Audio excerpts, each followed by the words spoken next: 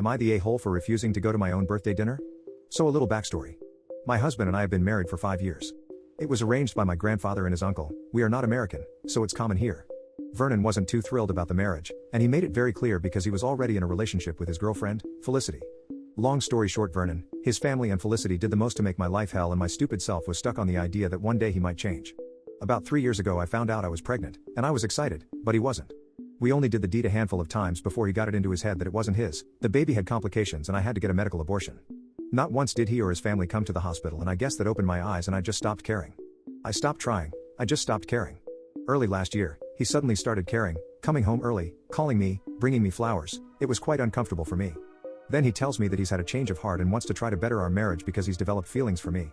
It's all fishy to me, honestly. I wouldn't trust this man as far as I can throw him. He's been doing these little things and I just can't shake that there's a joke coming at my expense. Now onto the story. It was my birthday last weekend and Vernon told me his family were hosting me a birthday dinner. I told him I wasn't comfortable with that, and the last time I was at his parents' they literally told me my baby's complications were my fault and kicked me out because Felicity was uncomfortable. Not to mention that they haven't apologized. Instead, they just started acting friendly again. I kept telling him no, and he kept insisting. He let it go, and I assumed that was that. I made plans and went out with my mom and cousins, and he started calling me asking me where I am. I tell him I am out with my mother, and he tells me that he's waiting for me and is upset I am late. Last night Felicity called to cuss me out because they've left her high and dry and Vernon wants nothing to do with her, so maybe they did want to apologize.